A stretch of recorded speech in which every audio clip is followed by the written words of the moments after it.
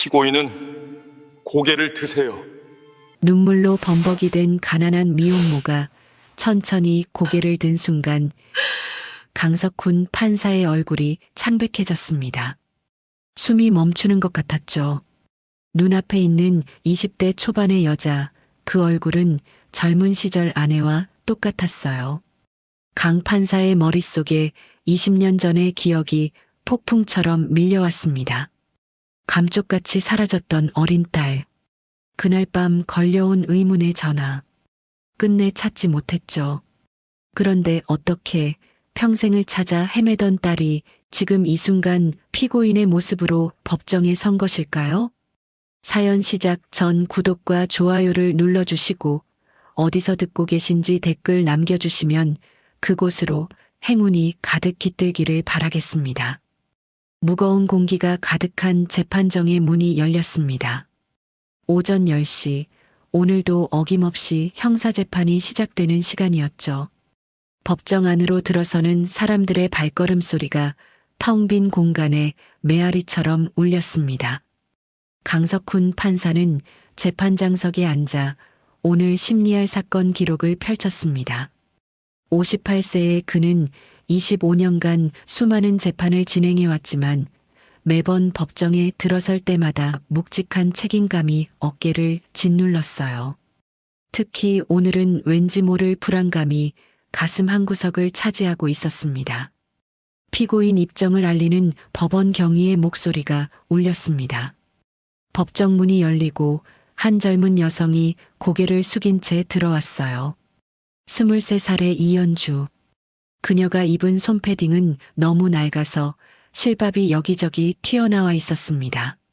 어깨 부분은 해져서 속에 솜이 삐져나왔고 지퍼는 고장 나 있었죠. 더욱 눈에 띄는 것은 그녀의 신발이었습니다. 한때는 흰색이었을 운동화는 이제 누렇게 변색되어 있었고 밑창은 거의 다 닳아서 걸을 때마다 바닥에서 쓸리는 소리가 났어요. 석훈은 사건 기록을 넘기며 죄명을 확인했습니다. 절도.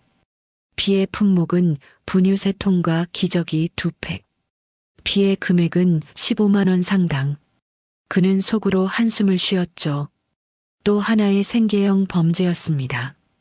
이런 사건은 하루에도 몇 건씩 다루는 일상적인 재판이었어요.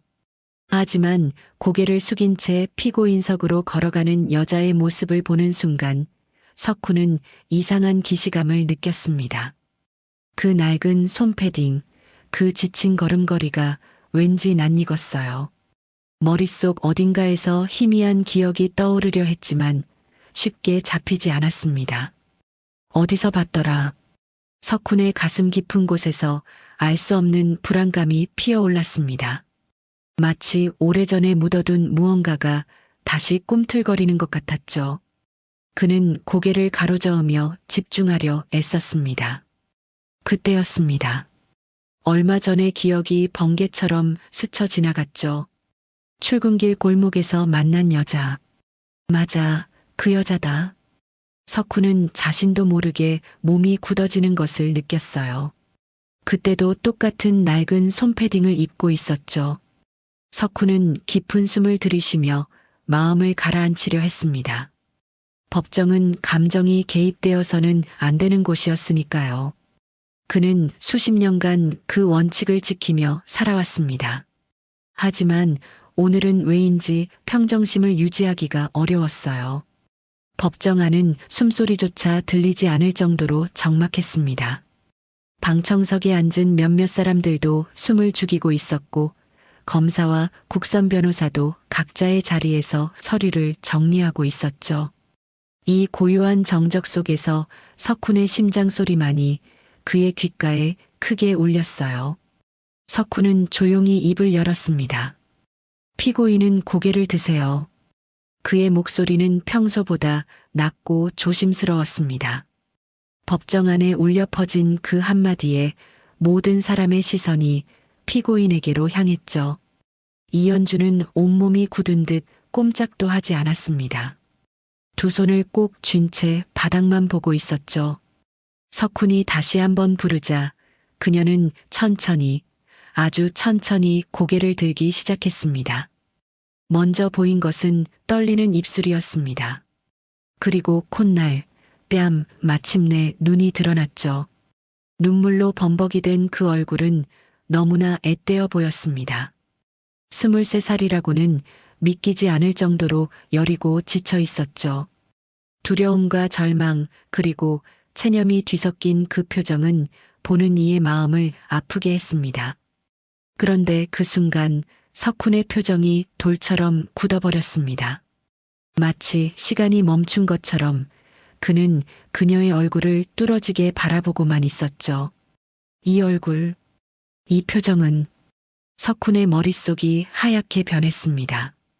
그녀가 슬픔을 참으며 지은 그 표정, 눈물을 흘리면서도 입술을 꾹 다물고 있는 그 모습이 너무나 익숙했어요.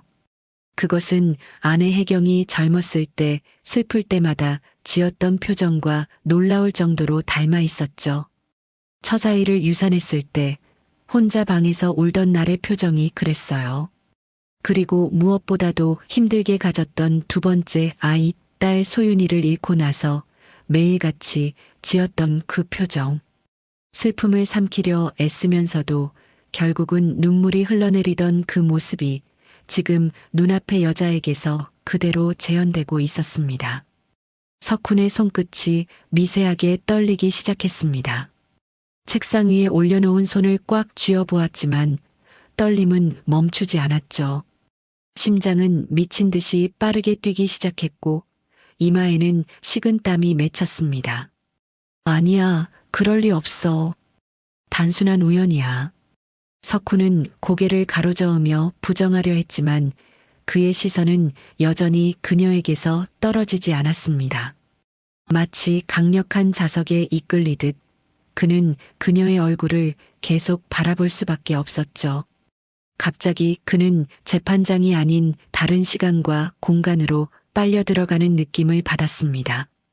법정의 벽이 사라지고 소음이 멀어지며 오직 그와 그녀만이 남은 것 같았죠. 그리고 그 순간 20년 전의 기억이 폭풍처럼 밀려왔습니다. 백화점에서 잠깐 놓은 손, 그 후 영영 잃어버린 어린 딸의 목소리가 환청처럼 들리는 것 같았어요. 석훈은 잠시 숨을 들이쉴 수조차 없었습니다. 과거의 고통이 현재의 법정으로 쏟아져 들어왔고 그는 그 무게를 견디지 못해 손을 책상 위에서 움켜쥐었죠. 관절이 하얗게 변할 정도로 꽉 쥔 그의 손은 여전히 떨리고 있었습니다. 법정 안의 사람들이 수군거리기 시작했습니다. 평소 냉철하기로 유명한 강 판사의 이상한 반응에 모두가 의아해했어요. 검사도 국선 변호사도 서기도 걱정스러운 눈빛으로 그를 바라보고 있었습니다. 하지만 석훈은 아무것도 들리지 않았습니다.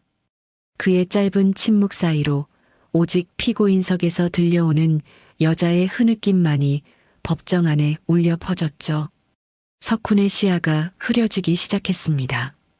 눈앞의 법정이 물결치듯 일렁였고 시간이 거꾸로 흐르는 것 같았죠. 그의 의식은 며칠 전 아침 출근길로 되감기듯 흘러가고 있었습니다. 골목길에서 만난 그녀, 그리고 지금 법정에 선 그녀까지 모든 순간이 하나로 연결되며 운명의 실타래가 천천히 풀리기 시작했습니다. 얼마 전 아침이었습니다. 석훈은 평소와 같은 출근길을 걷고 있었습니다. 오전 8시, 법원까지는 지하철역에서 도보로 15분 정도 걸렸는데 그는 일부러 좁은 골목길을 택해 걸어가곤 했어요. 큰 길보다 조용하고 무엇보다 이런 골목길을 걸으며 하루를 시작하는 마음을 정리하는 것이 25년째 이어온 그의 습관이었습니다. 그날도 여느 때와 다르지 않았어요.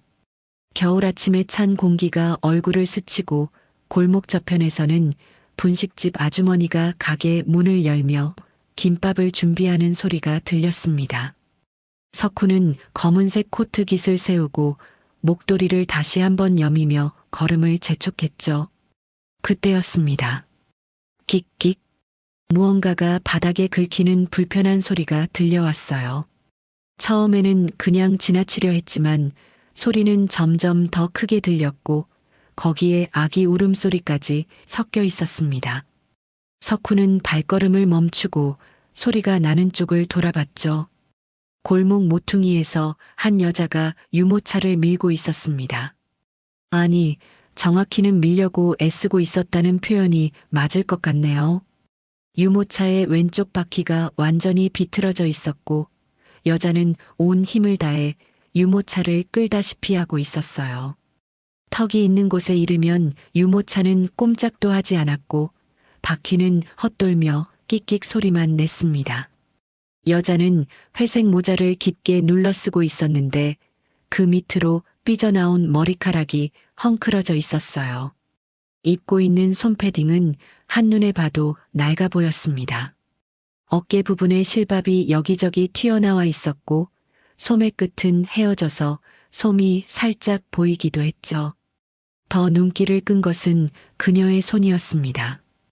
유모차 손잡이를 꽉 쥔 그 손등에는 동상 자국이 선명했어요. 붉게 부어오른 손가락들이 추위에 얼마나 고생했는지를 말해주고 있었죠. 석훈은 그대로 지나치려고 발걸음을 옮겼습니다. 남의 일에 관여하는 것을 좋아하지 않는 성격이었고 더구나 출근 시간도 신경 써야 했으니까요.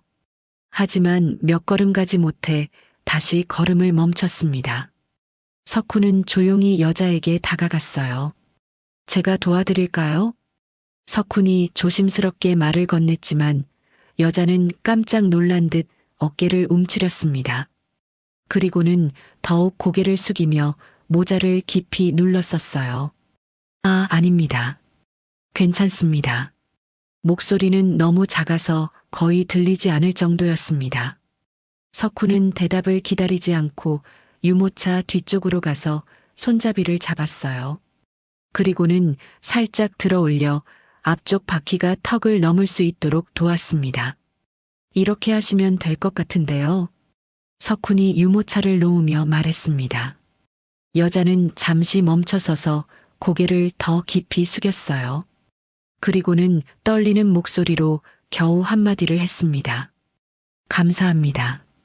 그 목소리에는 감사함보다는 두려움이 더 많이 묻어 있었어요. 마치 누군가에게 쫓기는 사람처럼 혹은 세상 모든 것이 무서운 사람처럼 들렸죠. 석훈은 유모차 안의 아기를 슬쩍 봤습니다. 담요에 꽁꽁 쌓여 있어서 얼굴은 잘 보이지는 않았지만 기운이 없어 보였죠. 아기가 괜찮습니까? 많이 아픈 것 같은데. 석훈이 걱정스러운 마음에 한 걸음 더 다가가며 물었지만 여자는 갑자기 유모차 손잡이를 꽉 잡고 뒤로 물러섰습니다. 모자 챙 아래로 그녀의 얼굴은 전혀 보이지 않았지만 온몸이 경직된 것이 느껴졌어요. 괜찮아요. 정말 괜찮습니다. 여자는 다급히 말하고는 유모차를 급하게 밀기 시작했습니다. 여전히 바퀴는 제대로 굴러가지 않아 질질 끌렸지만 그녀는 아랑곳하지 않고 빠르게 걸어갔어요. 마치 석훈에게서, 아니 모든 사람에게서 도망치듯이 말이죠. 석훈은 그 자리에 서서 멀어져가는 그녀의 뒷모습을 바라봤습니다. 낡은 손패딩이 바람에 펄럭이고 비틀거리는 유모차가 골목 모퉁이로 사라질 때까지 그는 움직이지 않았어요. 마음 한구석에서 이유를 알 수 없는 불편함이 일어났습니다. 뭔가 더 해야 했던 것 같은, 그냥 보내면 안 될 것 같은 이상한 느낌이었죠. 하지만 그는 고개를 저으며 다시 발걸음을 옮겼습니다. 남의 일이야. 내가 뭘 더 할 수 있겠어. 그렇게 스스로를 달래며 법원으로 향했지만 그날 하루 종일 그 장면이 머릿속에서 떠나지 않았어요. 재판을 진행하면서도 판결문을 쓰면서도 점심을 먹으면서도 자꾸만 그 여자와 아기의 모습이 떠올랐습니다. 다음 날 아침 석훈은 같은 시간에 같은 골목길로 출근했습니다. 혹시나 하는 마음이 들었죠. 하지만 그 여자와 아기는 보이지 않았어요. 그 다음 날도 또 그 다음 날도 마찬가지였습니다. 그래, 우연이었어. 다시 만날 일은 없겠지. 그렇게 생각하며 일상으로 돌아가려 했지만 이상하게도 그날의 기억은 쉽게 사라지지 않았습니다. 그리고 석훈은 그때 전혀 알지 못했죠. 이 만남이 그의 인생을 송두리째 바꿀 첫 번째 조각이라는 것을, 운명의 톱니바퀴가 이미 돌아가기 시작했다는 것을 말입니다. 여느 때와 다름없이 출근하던 석훈이 골목 중간쯤에 있는 작은 빵집 앞을 지나가려는 순간 발걸음이 멈췄습니다. 빵집 유리창 앞에 누군가 서 있었는데 그 뒷모습이 너무나 익숙했어요. 그 낡은 손패딩, 그 구부정한 어깨, 회색 모자까지 틀림없이 며칠 전 유모차를 밀던 그 여자였습니다. 여자는 유모차를 옆에 두고 빵집 쇼윈도 앞에 서서 진열된 빵들을 바라보고 있었습니다. 석훈은 잠시 그녀를 지켜봤습니다. 여자는 유리창에 거의 얼굴을 댈 듯이 가까이 서서 빵을 하나하나 훑어보고 있었어요. 각 구운 크림빵을 볼 때는 입술을 살짝 하찼고 따뜻한 김이 모락모락 나는 단팥빵을 볼 때는 침을 삼키는 모습이 보였습니다. 그 순간 석훈은 자신도 모르게 빵집 안으로 들어가고 있었습니다. 어서 오세요, 판사님. 빵집 주인 아주머니가 반갑게 인사했어요. 석훈은 가끔 이곳에서 아침을 사 먹곤 했거든요. 아주머니, 크림빵 2개하고 단팥빵 2개, 그리고 우유 2개 주세요. 네, 잠시만요. 방금 나온 따뜻한 걸로 드릴게요. 아주머니가 봉투에 빵을 담는 동안 석훈은 유리창 너머로 여자를 봤습니다. 그녀는 아직도 그 자리에 서서 발만 동동 구르고 있었어요. 석훈은 따뜻한 봉투를 받아들고 빵집을 나섰습니다. 그리고는 천천히 아주 조심스럽게 여자에게 다가갔어요. 너무 갑작스럽게 다가가면 또 놀라서 도망갈 것 같았거든요. 실례합니다. 석훈이 최대한 부드럽게 말을 건넸지만 여자는 여전히 깜짝 놀란 듯 몸을 움츠렸습니다. 그리고는 재빨리 고개를 숙이며 뒷걸음질을 쳤어요. 아, 저는 며칠 전 유모차 도와드렸던 사람입니다. 기억하시는지? 여자는 잠시 멈춰서서 석훈을 올려다봤습니다.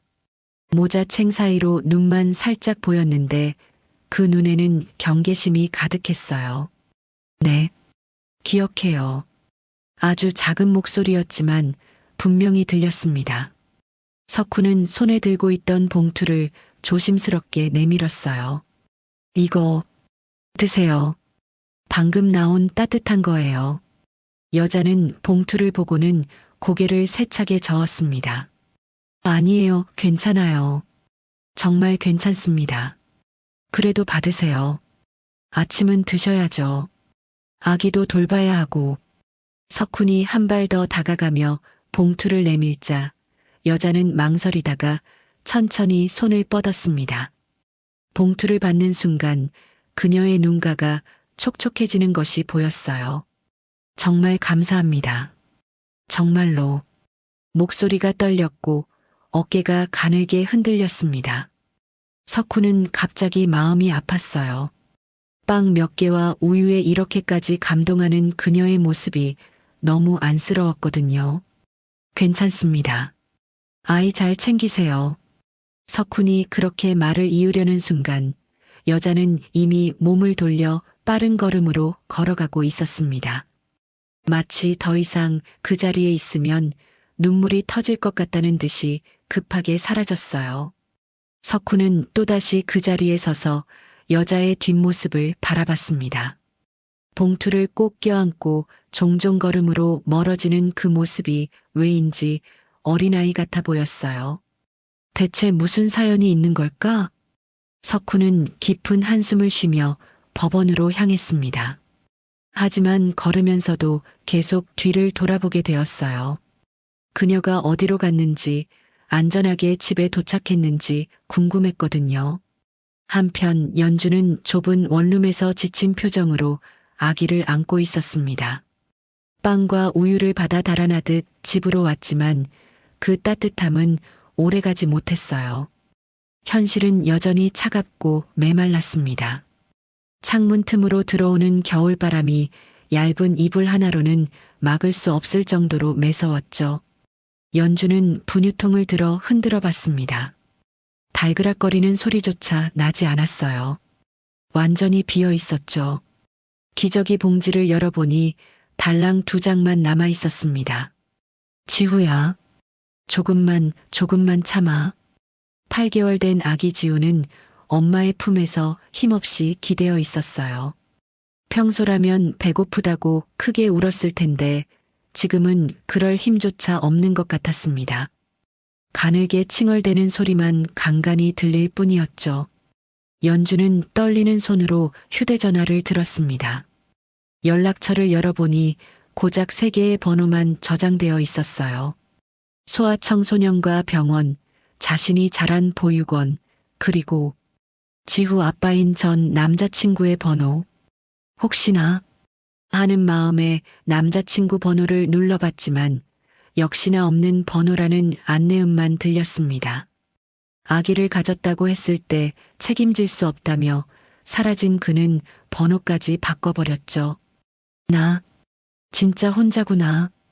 연주의 입에서 저절로 한숨 섞인 말이 새어나왔습니다. 23살. 또래들은 대학에 다니고 취업 준비를 하고 연애를 하는 나이였죠. 하지만 연주에게는 오직 지우뿐이었어요. 연주는 거울 앞에 서서 자신의 모습을 봤어요. 며칠 씻지 못한 머리는 떡이 져 있었고 얼굴은 초췌하기 그지없었죠. 20대 초반이라고는 믿기지 않을 정도로 삶에 지쳐 보였습니다. 시선을 돌리니 바닥에 어지럽게 널려 있는 고지서들이 보였어요. 전기요금, 가스요금, 월세 독촉장, 빨간 글씨로 적힌 연체라는 단어가 유독 크게 보였습니다. 이번 달 월세도 못 냈는데. 연주는 한숨을 쉬며 부엌으로 갔습니다. 혹시나 하는 마음에 냉장고를 열어봤지만 김치통 하나와 물 한 병이 전부였어요. 김치마저도 거의 바닥을 보이고 있었죠. 으앙, 으앙. 지우가 다시 울기 시작했습니다. 연주가 서둘러 아기를 안아 올렸더니 작은 얼굴이 새빨갛게 달아올라 있었어요. 이마를 만져보니 열이 펄펄 끓고 있었습니다. 어머, 지우야. 왜 이렇게 뜨거워? 연주는 당황한 마음에 젖은 수건으로 지우의 이마를 닦아줬습니다. 하지만 열은 쉽게 내리지 않았어요. 해열제라도 먹여야 하는데 약도 떨어진 지 오래였죠. 엄마가 어떻게든 할게. 걱정하지 마, 응? 연주는 지우를 꼭 안으며 속삭였지만 정작 본인도 그 어떻게든이 뭔지 알 수 없었습니다. 돈도 없고 도와줄 사람도 없고 아기는 아프고 막막함이 목을 조여왔어요. 창밖으로 어둠이 내려앉기 시작했습니다. 지우는 이제 울음소리조차 내지 않고 축 늘어져 있었어요. 가끔 끙끙거리는 소리만 낼 뿐이었죠. 엄마 아빠가 있었다면 달랐을까? 보육원에서 자란 연주에게는 의지할 가족이 없었어요. 18살에 퇴소한 후로는 정말 혼자였죠. 그나마 만난 남자친구에게 기대려 했지만 그마저도 자신을 버리고 떠났습니다. 응, 엄마. 지우가 작은 소리로 엄마를 불렀습니다. 연주는 다시 아기를 안아 올렸어요. 미안해, 지우야. 엄마가 미안해. 눈물이 볼을 타고 흘러내렸습니다. 아기에게 해줄 수 있는 게 아무것도 없다는 사실이 가슴을 찢어지게 만들었어요. 시계를 보니 저녁 7시가 넘어가고 있었습니다. 더 이상 시간을 끌 수 없었어요. 지우는 지금 당장 분유가 필요했고 열을 내릴 약도 필요했습니다. 연주는 벽장에서 포대기를 꺼냈습니다. 낡은 포대기였지만 지우를 업을 때 쓰는 유일한 것이었죠. 아기를 등에 업으며 스스로에게 말했습니다. 오늘만 넘기자. 내일은 어떻게든 방법을 찾을 거야. 하지만 그것은 스스로를 속이는 말이었어요. 내일이 된다고 해서 달라질 것은 없었죠. 그래도 지금 당장은 그렇게라도 생각해야 발걸음을 뗄 수 있었습니다. 연주는 낡은 솜패딩을 입고 모자를 깊게 눌렀었습니다. 문을 나서기 전 연주는 잠시 멈춰섰습니다. 머릿속은 온통 분유와 기저귀 생각뿐이었어요. 어디서 구해야 할까? 누구에게 도움을 청해야 할까? 하지만 떠오르는 사람은 아무도 없었습니다. 마트, 대형마트라면 갑자기 한 가지 생각이 떠올랐습니다. 끔찍한 생각이었지만 지금으로서는 그것밖에 방법이 없었어요. 연주는 계단을 내려가며 다리가 후들거리는 것을 느꼈습니다. 무서웠어요. 하지만 등에 업힌 지우의 가쁜 숨소리를 들으니 멈출 수 없었죠. 밖으로 나오자 찬바람이 얼굴을 때렸습니다. 연주는 포대기를 다시 한번 여미며 지우를 감쌌어요. 그리고는 떨리는 발걸음으로 걷기 시작했습니다. 거리에는 퇴근하는 사람들로 북적였어요. 모두가 각자의 목적지로 바쁘게 움직이고 있었죠. 그 속에서 연주는 더욱 외로움을 느꼈습니다. 나는 엄마 자격이 있는 걸까? 자신감은 바닥을 쳤고 죄책감은 하늘을 찔렀어요. 하지만 지우를 위해서라면 무엇이든 해야 했습니다. 그것이 엄마라는 이름의 무게였으니까요. 대형마트의 불빛이 저 멀리 보이기 시작했습니다. 연주의 심장이 빠르게 뛰기 시작했어요. 무서웠지만 돌아갈 수는 없었습니다. 지우야, 조금만 참아. 연주는 등에 업힌 아기를 토닥이며 마트로 향했습니다. 운명의 그 순간이 점점 가까워지고 있었죠. 그녀의 인생을 완전히 바꿔놓을 그 사건이 곧 일어나려 하고 있었습니다. 마트 자동문이 열리는 순간 연주는 깊은 숨을 들이쉬었습니다. 따뜻한 공기가 얼굴을 감싸자 오히려 몸이 더 떨렸어요. 밝은 형광등 불빛이 눈을 찔렀고 사람들의 웅성거리는 소리가 귓가를 맴돌았습니다. 등에 업힌 지우가 꿈틀거렸지만 다행히 잠들어 있는 것 같았죠. 연주는 천천히 마트 안으로 들어갔습니다. 입구 근처 천장에 설치된 CCTV가 빨간 불빛을 깜빡이며 돌아가고 있었어요. 순간 시선이 그쪽으로 향했지만 연주는 재빨리 고개를 돌렸습니다. 애써 자연스럽게 그저 장을 보러 온 평범한 손님인 것처럼 행동하려 했죠. 카트를 하나 뽑아서 밀기 시작했습니다. 바퀴 소리가 유난히 크게 들렸어요. 마치 모든 사람이 자신을 쳐다보는 것 같은 착각이 들었죠. 침착하자.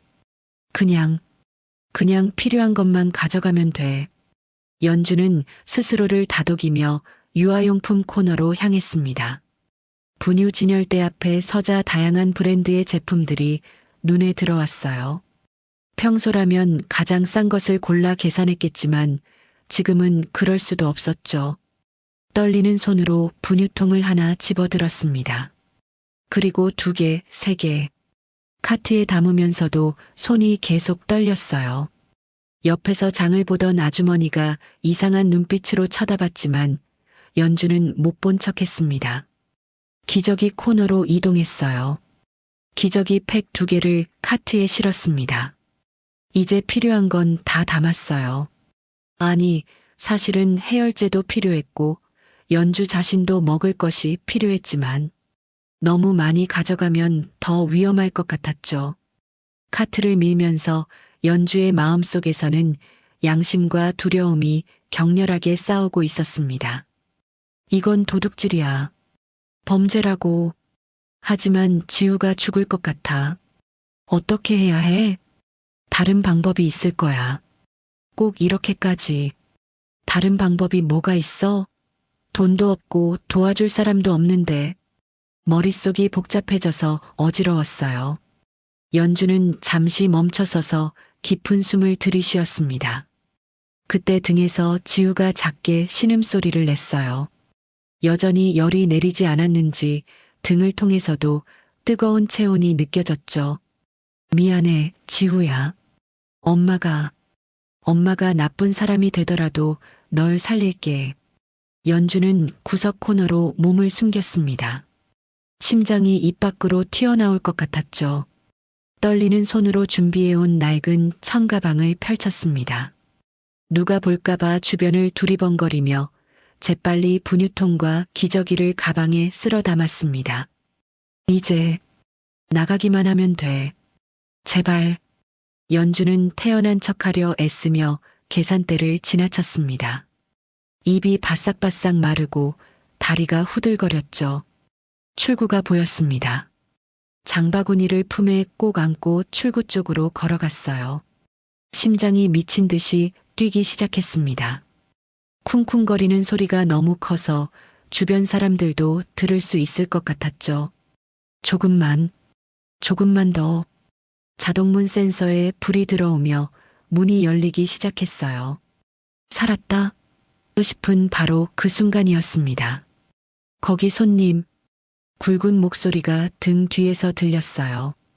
연주는 본능적으로 걸음을 멈췄습니다. 아니, 멈출 수밖에 없었죠. 누군가 팔을 꽉 붙잡았으니까요. 손님, 이거 계산하셔야죠. 보안요원이었습니다.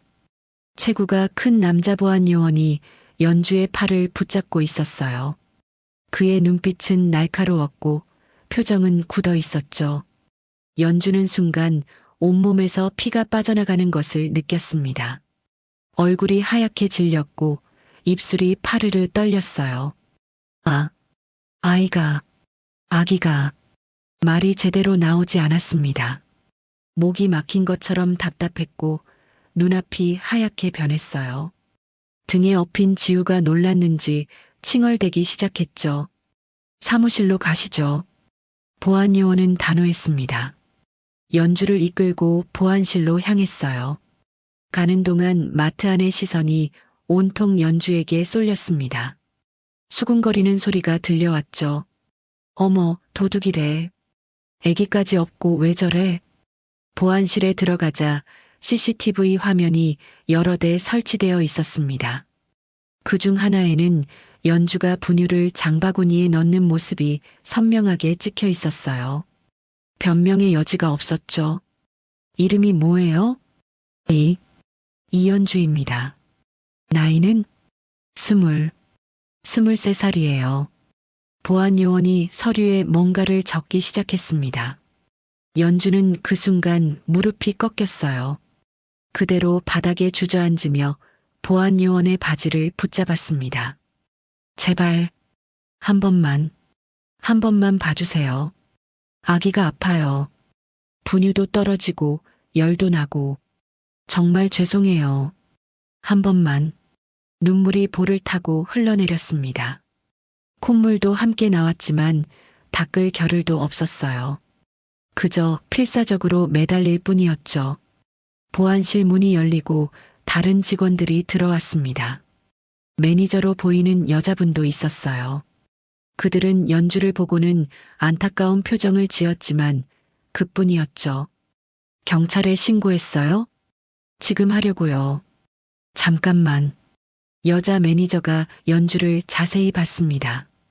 등에 엎인 아기, 낡은 옷차림, 그리고 절박한 표정까지 잠시 망설이는 것 같았어요. 정말 아기 때문이었어요? 네, 정말이에요. 봐주세요. 열이 이렇게 나요. 연주는 지우를 내려안으며 이마를 보여줬습니다. 정말로 열이 펄펄 끓고 있었죠. 여자 매니저의 표정이 더욱 복잡해졌어요. 하지만 보안요원은 단호했습니다. 안타까워도 규정은 규정입니다. 액수와 상관없이 절도는 신고해야 해요. 결국 경찰에 신고가 들어갔습니다. 연주는 보안실 의자에 앉아 멍하니 있을 수밖에 없었어요. 흐르는 눈물을 하염없이 닦았죠. 지우는 이제 크게 울기 시작했죠. 배고픔과 열 그리고 낯선 환경에 놀란 것 같았습니다. 지우야. 괜찮아. 엄마가 있어. 연주는 아기를 달래려 했지만 소용없었어요. 울음소리는 점점 커졌고 보안실 안은 아기 울음소리로 가득 찼죠. 15분쯤 지났을까요? 경찰차 사이렌 소리가 들렸습니다. 연주의 가슴이 더욱 빠르게 뛰었어요. 이제 정말 끝이구나. 2명의 경찰관이 들어왔습니다. 한 명은 나이든 남자 경찰관, 다른 한 명은 젊은 여자 경찰관이었어요. 이연주 씨죠? 일단 같이 가시죠. 연주는 고개를 끄덕였습니다. 더 이상 저항할 힘도 없었어요. 지우를 꼭 안고 일어섰죠. 다리가 후들거려서 제대로 서 있기도 힘들었습니다. 경찰차로 가는 길, 마트 앞에는 구경꾼들이 모여 있었어요. 모두가 연주를 쳐다봤죠. 어떤 사람은 혀를 찾고 어떤 사람은 안타까운 표정을 지었습니다. 경찰차에 타자마자 연주는 끝내 울음을 터뜨렸습니다. 미안해, 지우야. 엄마가 미안해. 흐느끼는 소리가 경찰차 안을 가득 채웠어요. 앞좌석에 앉은 여자 경찰관이 백미러로 연주를 봤습니다. 그녀의 눈에도 안타까움이 묻어났죠. 아기 엄마, 일단 눈물부터 닦아요. 돈이 한 푼도 없었어요. 아기가 이틀째 제대로 못 먹고 열도 나고. 연주는 울먹이며 대답했습니다. 남자 경찰관이 한숨을 쉬었어요. 그래도 절도는 범죄예요. 일단 서해 가서 조사받고 그 다음에 생각해 봅시다. 경찰차는 천천히 출발했습니다. 연주는 차창 밖을 멍하니 바라봤어요. 거리의 불빛들이 눈물에 번져 보였죠. 이 순간부터 연주의 삶은 완전히 달라질 운명이었습니다. 그녀는 그저 엄마로서 아기를 살리고 싶었을 뿐인데 이제는 전과자가 될 처지에 놓였어요. 경찰차가 지구대에 도착했을 때는 이미 밤 9시가 넘어 있었습니다. 연주는 지우를 꼭 안은 채 차에서 내렸어요. 차가운 밤 공기가 얼굴을 때렸지만 정작 온몸은 식은 땀으로 축축하게 젖어 있었습니다. 다리에 힘이 풀려 비틀거리자 여자 경찰관이 재빨리 팔을 잡아줬어요. 천천히 가세요. 괜찮아요. 그 따뜻한 말투에 연주는 또다시 눈물이 터질 것 같았습니다. 하지만 꾹 참았어요. 이미 충분히 울었으니까요. 지구대 안으로 들어서자 형광등 불빛이 너무 밝게 느껴졌습니다. 몇몇 경찰관들이 업무를 보고 있었고 한쪽 구석에는 술에 취한 사람이 의자에 앉아 있었어요. 연주는 작아지고 싶었습니다. 이 모든 시선이 부담스러웠거든요. 이쪽으로 앉으세요. 남자 경찰관이 조사실 의자를 가리켰습니다. 연주는 조심스럽게 앉았어요. 지우는 여전히 칭얼대고 있었죠. 배고픔과 열 때문에 보채는 게 분명했습니다. 일단 아기 분유부터 먹여야 할 것 같은데요. 여자 경찰관이 난처한 표정으로 말했습니다. 연주는 고개를 떨구며 작은 목소리로 대답했어요. 분유가 없어요. 그래서 이렇게. 말끝을 흐리자 조사실 안이 잠시 조용해졌습니다. 남자 경찰관이 깊은 한숨을 쉬었어요. 잠깐만 기다려보세요. 여자 경찰관이 밖으로 나가더니 5분쯤 후에 편의점 봉지를 들고 돌아왔습니다. 안에는 액상 분유 2개와 따뜻한 물이 들어 있었어요. 일단 이거라도 먹이세요. 아기가 너무 힘들어 보여요. 감사합니다. 정말 감사합니다. 연주는 떨리는 손으로 분유를 받아들었습니다. 지우에게 젖병을 물리자 아기는 급하게 빨아먹기 시작했어요. 얼마나 배가 고팠을까요? 보는 사람 마음이 다 아플 정도였습니다.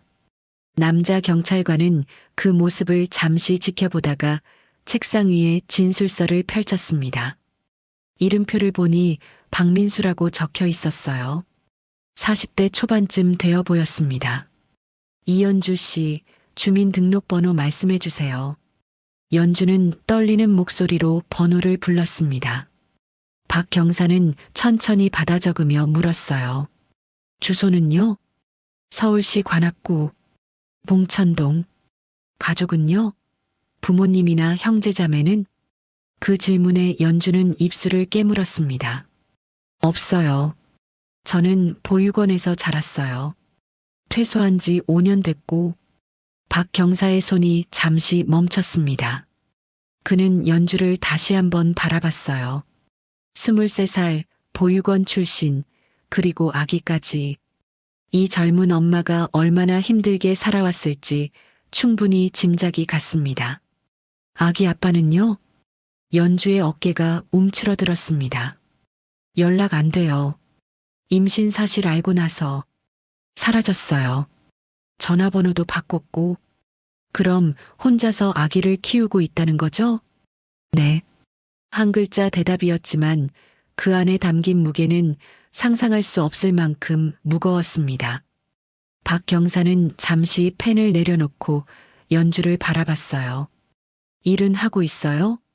아기 낳고 나서는 못하고 있어요.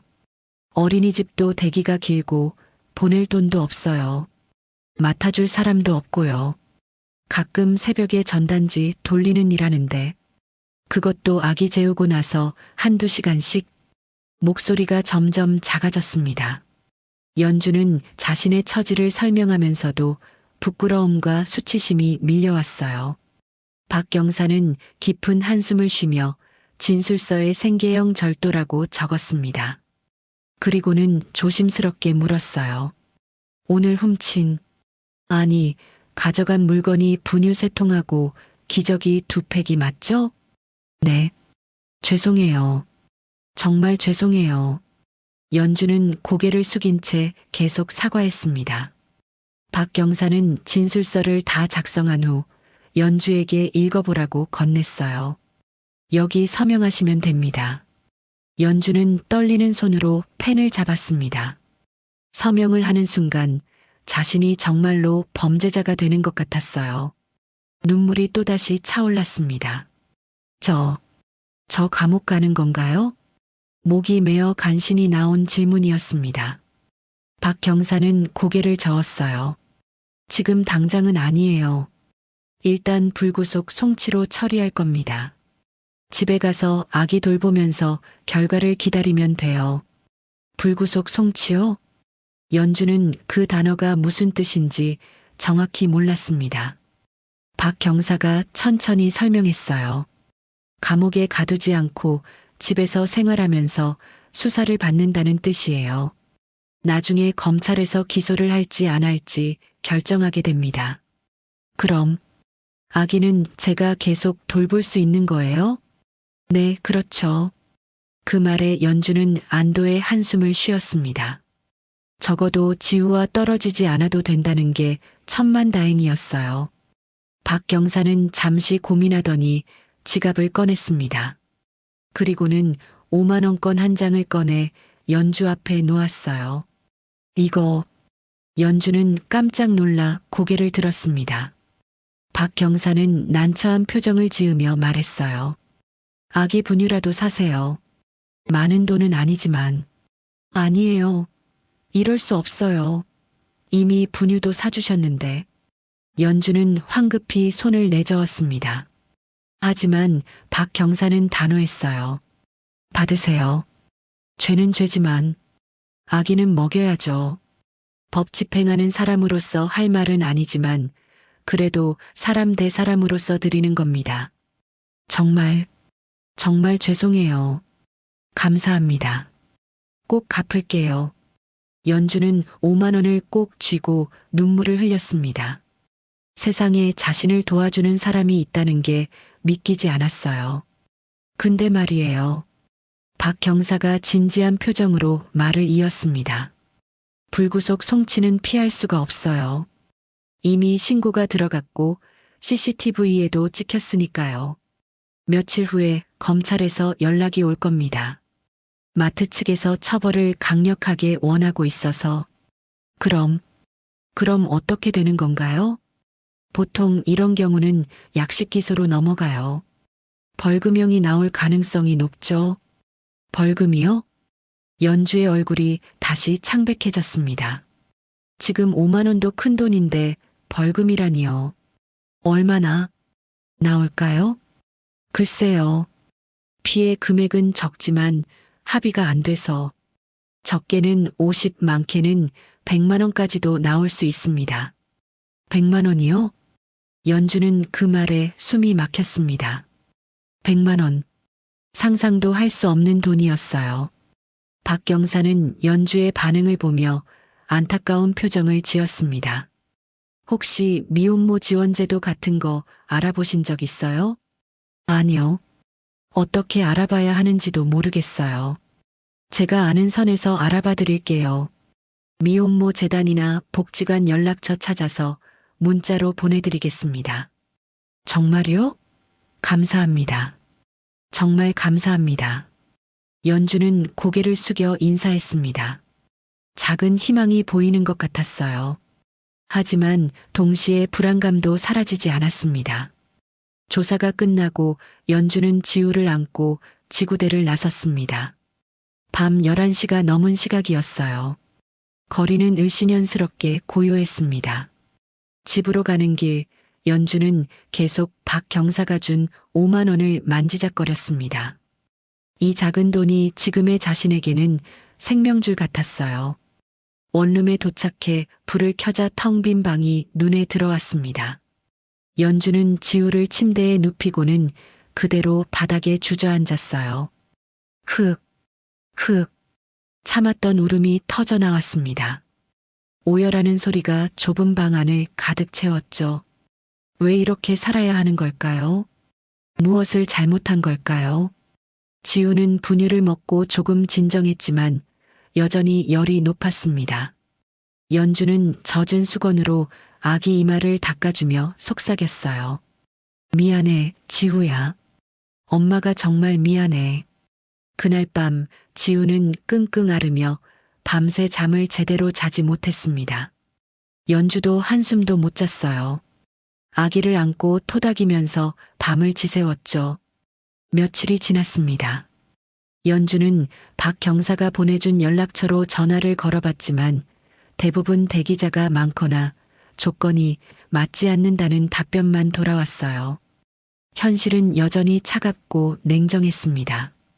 그러던 어느 날 아침 우편함에 등기우편이 도착했습니다. 발신인은 검찰청이었어요. 연주는 떨리는 손으로 봉투를 뜯었습니다. 약식 명령 청구서, 그리고 그 밑에 적힌 금액. 벌금 100만 원. 연주는 종이를 보는 순간 바닥으로 주저앉았습니다. 100만 원. 100만 원이라고? 손이 부들부들 떨렸어요. 지금 당장 내일 먹을 밥도 걱정인데 100만 원이라니요. 절망감이 밀려왔습니다. 숨이 막혔고 가슴이 답답했어요. 연주는 종이를 꽉 쥔 채 소리 없이 울었습니다.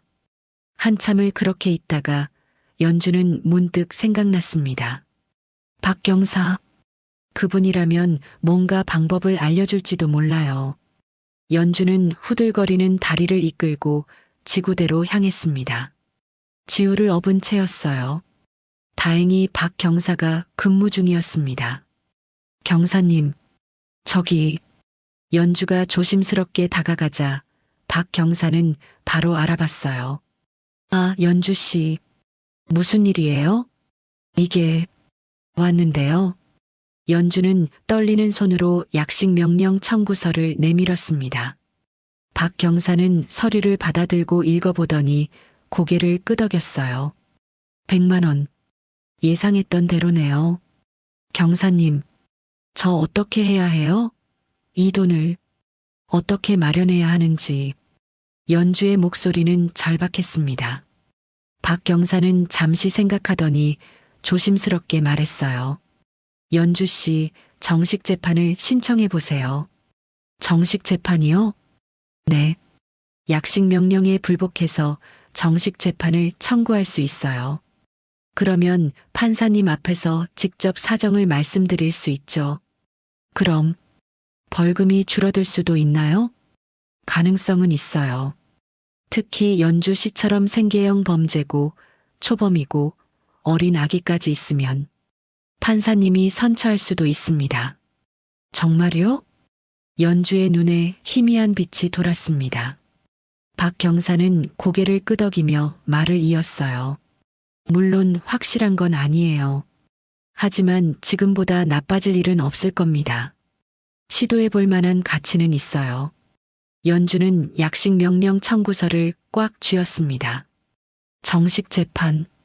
그 단어가 무섭기도 했지만 동시에 마지막 희망처럼 느껴졌어요. 신청은 어떻게 하나요? 이 서류 뒷장에 정식 재판 청구서가 있을 거예요. 거기에 서명해서 일주일 안에 제출하면 됩니다. 알겠습니다. 정말 감사합니다, 경사님. 연주는 깊이 고개를 숙여 인사했습니다. 지구대를 나서며 그녀는 다짐했어요. 해보자. 마지막까지 해보는 거야. 집으로 돌아와 연주는 떨리는 손으로 정식 재판 청구서에 서명했습니다. 이것이 그녀 인생에서 가장 떨리는 선택이었습니다. 재판정. 그곳에서 자신의 운명이 결정될 거예요. 그리고 그녀는 아직 몰랐습니다. 그 재판정에서 자신의 삶을 완전히 바꿀 사람을 만나게 될 거라는 것을요. 일주일쯤 지났을까요? 연주의 휴대전화에 문자 한 통이 도착했습니다. 국선 변호사 배정 안내. 담당 김태현 변호사. 연주는 떨리는 손으로 번호를 눌렀어요. 신호음이 3번 울린 후 바쁜 듯한 목소리가 들려왔습니다. 네, 김태현 변호사입니다. 저기요. 이연주라고 하는데요. 국선 변호사로 배정받았다고 해서. 아, 네. 이연주 씨. 절도 사건이죠? 네. 맞습니다. 전화 너머로 서류 넘기는 소리가 들렸어요. 김 변호사는 잠시 침묵하더니 말했습니다. 단순 절도예요. 별거 아닙니다. 재판날 법정에서 뵙죠. 그냥 잘못했다고만 하세요. 빨리 끝냅시다. 네. 근데 제 사정 같은 건 재판정에서 다 말씀하시면 됩니다. 저도 일정이 빡빡해서요. 그럼 그날 뵙겠습니다. 뚝. 전화가 끊겼습니다. 연주는 멍하니 휴대전화를 바라봤어요. 이게 도움을 받는 게 맞는 걸까요? 혼란스러웠지만 선택지는 없었습니다. 재판 날짜는 2주 후였어요. 연주는 그 2주 동안 매일 밤 잠을 설쳤습니다. 법정이라는 곳이 어떤 곳인지, 판사님은 무서운 분인지, 자신의 말을 들어주실지, 온갖 걱정이 머릿속을 떠나지 않았어요. 드디어 재판날 아침이 밝았습니다. 연주는 새벽부터 일어나 지우를 씻겼어요. 아기는 요즘 들어 조금 나아진 것 같았지만 여전히 기운이 없었죠. 지우야, 엄마 잠깐만 다녀올게. 금방 올게, 응? 이웃집 아주머니에게 부탁해서 지우를 맡겼습니다. 아주머니는 연주의 사정을 알고 있었기에 흔쾌히 받아줬어요. 걱정 마. 애 봐줄 테니까 다녀와. 힘내. 정말 감사합니다. 연주는 고개를 숙여 인사하고 집을 나섰습니다.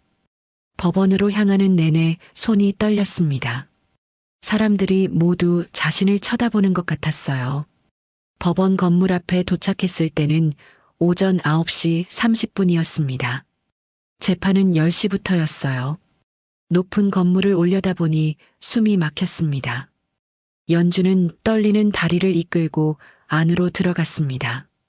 로비는 넓고 차가웠어요. 엘리베이터를 타고 3층으로 올라가 법정 앞 의자에 앉아 기다렸습니다. 얼마 후 멀리서 서류 가방을 든 남자가 다가왔어요. 이연주 씨죠? 김태현 변호사입니다. 아, 네. 안녕하세요. 연주는 벌떡 일어나 인사했습니다.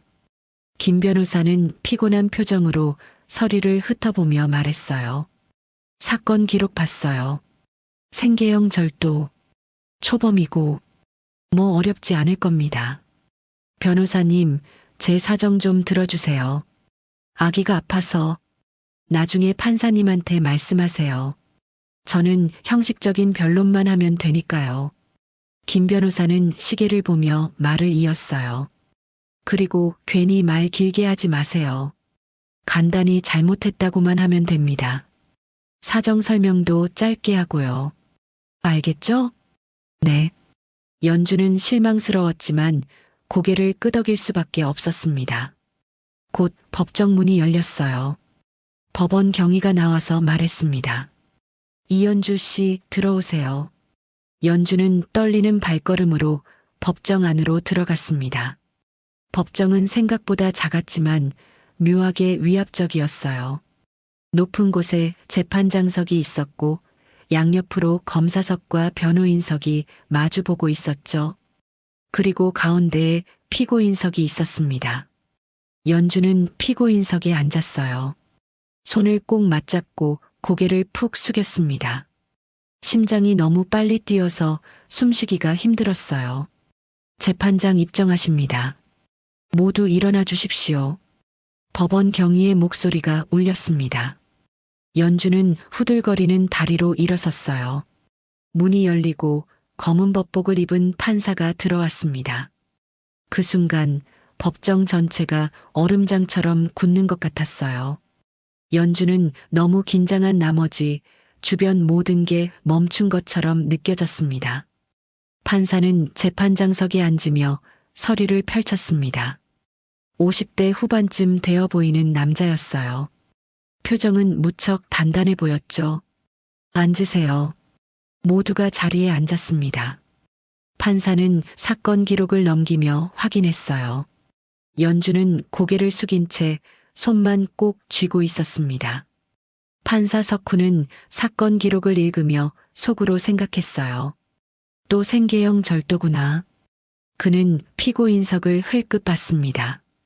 고개를 숙이고 있어서 얼굴은 보이지 않았지만 옷차림이 눈에 들어왔어요.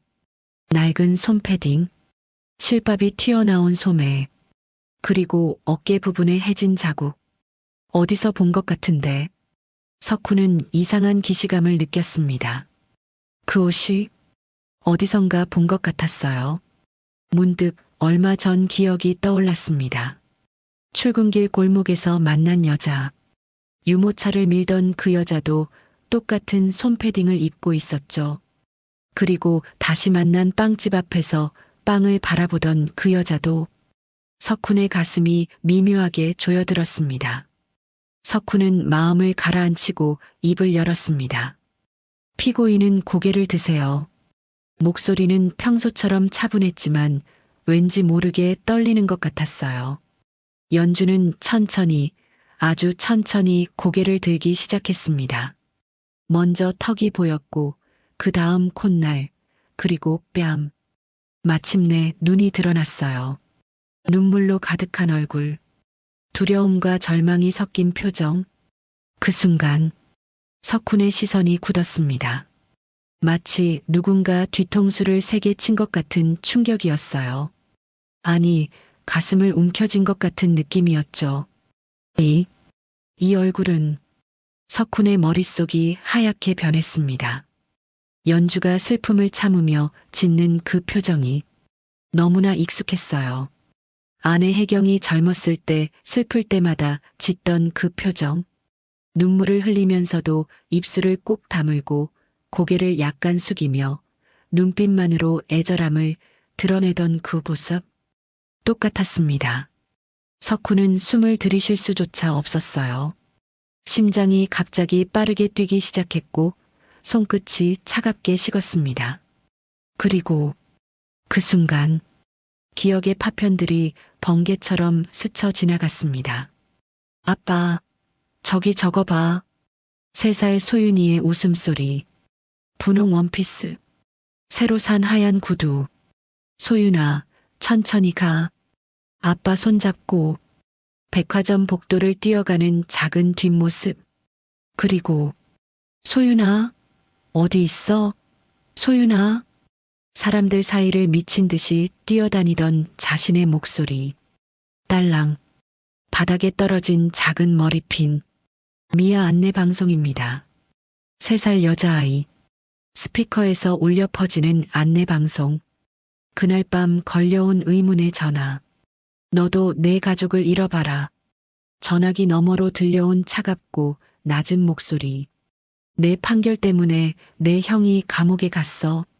내가 우리 가족을 망쳤으니 나도 내 가족을 무너뜨릴 거다. 내 딸 어디 있어?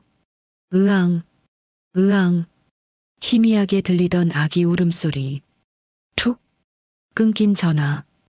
그게 마지막이었죠. 그리고 사흘 후 용의자가 교통사고로 사망했습니다. 내 딸은 어디 있어요? 아무 단서도 없습니다. 석훈은 재판장석에 앉아 있었지만 정신은 20년 전 그날로 날아가 있었습니다. 눈앞의 법정이 흔들렸어요. 아니, 자신이 흔들리고 있는 건지 알 수 없었죠. 아니야. 석훈은 고개를 가로저으며 현실로 돌아오려 애썼습니다. 그냥 닮았을 뿐이야. 우연이야. 그럴 리 없어. 하지만 심장은 미친 듯이 뛰고 있었고 손은 떨리고 있었습니다. 석훈은 떨리는 손으로 물컵을 잡았어요. 물을 한 모금 마시려 했지만 손이 너무 떨려서 물이 흔들렸죠. 진정해. 진정하라고. 넌 판사야. 감정에 휘둘리면 안 돼. 석훈은 눈을 감고 깊은 숨을 들이쉬었습니다. 하지만 눈을 뜨자마자 다시 연주의 얼굴이 보였고 또다시 기억이 밀려왔어요. 혜경이 매일 밤 소윤이의 사진을 안고 울던 모습. 우리 소윤이 어디 있을까? 실종 전단을 들고 거리를 헤매던 날들. 그리고 지금 눈앞에 앉은 이 여자. 23살. 보육원 출신. 설마.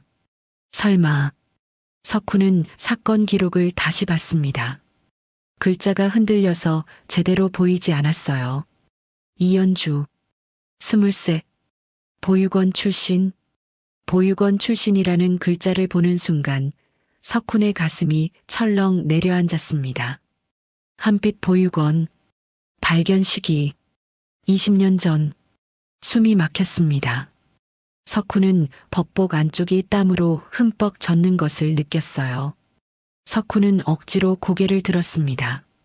연주는 여전히 고개를 숙인 채 눈물을 흘리고 있었어요. 검사, 의견 말씀해 주시죠. 석훈의 목소리는 갈라져 있었습니다. 법정 안의 사람들이 이상하다는 듯 그를 쳐다봤어요. 검사가 일어나 말했습니다. 피고인은 생계형 범죄이나 절도는 명백한 범죄 행위입니다. 적정한 처벌이 필요합니다. 검사의 목소리가 멀리서 들려왔어요. 마치 물속에서 듣는 것처럼 웅웅거렸죠. 이어서 김 변호사가 일어났습니다. 피고인은 초범이고 어린 아기를 홀로 키우는 미혼모입니다. 깊이 반성하고 있으니 선처를 부탁드립니다. 형식적인 변론이었어요. 열의도 없고 진심도 없었죠. 석훈은 그 무성의함에 화가 치밀었지만 지금은 그것조차 제대로 느껴지지 않았습니다. 석훈은 떨리는 목소리로 물었습니다. 피고인 할 말 있습니까? 연주는 고개를 들어 석훈을 봤어요. 눈물 범벅이 된 얼굴로. 죄송합니다. 정말 죄송합니다. 그 목소리가 석훈의 귓가에 꽂혔습니다. 아기가 너무 아파서 열이 펄펄 끓는데 분유도 떨어지고 병원 갈 돈도 없고 정말 어쩔 수 없었어요. 연주는 흐느끼며 말을 이었어요. 저도 이러고 싶지 않았어요. 하지만 지우가 제 아기가 죽을 것 같아서 목이 메어 더 이상 말을 잇지 못했습니다. 석훈은 그 모습을 보며 가슴이 찢어지는 것 같았습니다. 내 딸이 이렇게 힘들게 살았다면. 아니야, 확실하지 않아. 그냥 닮았을 뿐이야. 하지만 너무 닮았어. 나이도 맞고 보육원 출신이고. 아니야, 세상에 닮은 사람이 얼마나 많은데. 석훈의 머릿속에서 두 가지 목소리가 격렬하게 싸우고 있었습니다. 법정은 조용했어요. 모두가 판사의 판결을 기다리고 있었죠. 석훈은 떨리는 손으로 판결문을 집어들었습니다. 글자가 제대로 보이지 않았어요.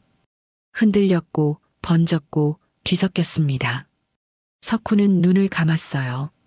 그리고 깊은 숨을 들이쉬었습니다. 다시 눈을 떴을 때 그는 판사였습니다. 25년 경력의 냉철한 판사. 피고인의 사정은. 목소리가 떨렸습니다. 석훈은 다시 숨을 고르고 말을 이었어요. 피고인의 사정은. 이해합니다. 연주가 고개를 들어 석훈을 봤어요. 하지만 석훈은 잠시 멈췄습니다. 가슴이 너무 아팠어요. 법은 법입니다. 그 한마디를 내뱉는데 온 힘을 다해야 했습니다. 아무리 어려운 상황이라도 절도는 용납될 수 없습니다. 연주는 고개를 떨구며 눈물을 흘렸어요. 석훈은 판결문을 떨리는 목소리로 읽었습니다. 다만 초범이고 생계형 범죄임을 감안하여. 목소리가 자꾸 갈라졌어요. 벌금 30만 원을 선고합니다. 감사합니다. 감사합니다. 어떻게든 벌어서 낼게요. 연주는 울음 섞인 목소리로 고개를 숙였습니다. 재판이 끝났어요. 패정합니다. 법원 경위의 목소리가 울렸습니다. 연주는 비틀거리며 일어나 법정 문을 향해 걸어갔어요. 낡은 손패딩을 입은 작은 뒷모습. 석훈은 그 뒷모습을 뚫어지게 바라봤습니다. 하지만 연주는 고개를 숙인 채 문을 나가버렸습니다. 법정 문이 닫히는 소리가 울렸어요. 석훈은 그제야 참았던 한숨을 크게 내쉬었습니다. 후. 손이 떨렸고 식은땀이 등을 타고 흘렀습니다. 법복 안쪽이 흠뻑 젖어 있었어요. 석훈은 떨리는 손으로 물을 마셨습니다. 컵을 내려놓을 때 손이 떨려 탁자에 부딪히며 소리가 났어요. 옆에 앉아있던 서기가 걱정스러운 표정으로 물었습니다. 판사님 괜찮으세요? 얼굴이 안 좋으신데. 괜찮아요. 그냥 좀 피곤해서. 석훈은 억지로 미소를 지으며 대답했습니다. 서기가 나가고 법정엔 석훈 혼자 남았어요. 석훈은 사건 기록을 다시 펼쳤습니다. 떨리는 손으로 페이지를 넘겼어요. 이연주. 한빛 보육원. 석훈은 작은 메모지를 꺼내 떨리는 글씨로 적었습니다. 한빛 보육원. 설마 정말 내 딸인가? 그 속삭임이 텅 빈 법정에 작게 울렸습니다. 석훈은 오랫동안 그 자리에 앉아 있었어요. 일어날 힘조차 없었습니다. 20년 동안 찾아 헤맸던 딸. 혹시 방금 그 아이였을까요? 혹시 자신이 딸에게 벌금을 선고한 걸까요? 그 생각만으로도 숨이 막혔습니다. 석훈은 떨리는 손으로 메모지를 주머니에 넣었어요. 이제 확인해 봐야 했습니다. 보육원에 가서 기록을 확인해서 그녀가 정말 자신의 딸인지 아니면 그저 잔인한 우연인지. 석훈은 무거운 발걸음으로 법정을 나섰습니다. 복도를 걸으며 계속 뒤돌아봤어요. 혹시 연주가 아직 어딘가에 있을까 싶어서. 하지만 복도는 텅 비어 있었습니다. 그날 밤 석훈은 집으로 돌아와 거실 소파에 털썩 주저앉았습니다. 손이 떨렸어요. 코트를 벗을 때도 넥타이를 풀 때도 멈추지 않고 계속 떨렸습니다. 여보 왔어요? 저녁은. 부엌에서 나온 혜경이 남편의 얼굴을 보고는 말을 멈췄어요. 뭔가 심상치 않았거든요. 당신 무슨 일 있어요? 석훈은 고개를 들어 아내를 봤습니다. 입술이 파르르 떨리고 있었어요. 여보, 목소리가 갈라졌습니다. 이상한 기분이 들어. 정말 이상해. 혜경은 남편 옆에 앉으며 그의 손을 잡았어요. 얼음장처럼 차가웠습니다. 무슨 일인데 그래요? 말 좀 해봐요. 오늘 재판에서 한 여자를 봤어. 석훈은 떨리는 입술로 천천히 말했습니다. 23, 보육원 출신이래. 그 말에 혜경의 어깨가 미세하게 굳었어요. 그 여자가 젊었을 때 당신하고 너무 닮았어. 설마, 그렇게 닮은 사람이 어디? 혜경이 말을 흐렸습니다. 하지만 남편의 표정을 보는 순간 더 이상 말을 잇지 못했어요. 그의 눈빛이 너무 절박했거든요. 표정이 똑같았어. 당신이 슬플 때 짓던 그 표정. 입술 떠는 것도 눈물 참는 것도 전부. 석훈의 목소리가 떨렸습니다. 그리고 나이가 23이야. 소윤이가 살아있다면 딱 그 나이잖아. 혜경의 눈동자가 흔들렸어요. 심장이 두근거리기 시작했습니다. 한빛 보육원 출신이래. 20년 전에 발견됐대. 한빛 보육원? 혜경의 입에서 작은 신음이 새어나왔어요. 두 사람은 서로를 바라봤습니다. 말없이 오랫동안. 혜경의 눈에서 눈물 한 방울이 떨어졌어요. 당신 혹시 확인해 봐야 해. 가봐야 해. 석훈은 떨리는 손으로 휴대전화를 꺼냈습니다. 검색창에 한빛 보육원을 쳤어요. 지금 전화하는 거예요? 응. 내일. 내일 당장 가야 해. 석훈은 번호를 눌렀습니다. 신호음이 울렸어요. 혜경은 남편 옆에서 숨죽이며 기다렸습니다. 그렇게 두 사람은 뜬 눈으로 밤을 지새웠어요. 날이 밝고 보육원 상담실 문이 열렸습니다. 어서 오세요. 원장 최민정입니다. 60대 중반쯤 되어 보이는 여자가 일어나 인사했어요. 석훈과 혜경은 떨리는 다리로 들어가 자리에 앉았습니다. 어제 전화 주신 강석훈 판사님 맞으시죠? 네, 맞습니다. 사정은 대충 들었습니다. 20년 전 잃어버린 딸을 찾고 계신다고. 원장의 표정이 진지해졌어요. 책상 위에는 낡은 서류철이 놓여 있었습니다. 먼지가 앉아 있고 모서리가 해진 오래된 파일이었어요. 밤새 기록을 찾아봤습니다.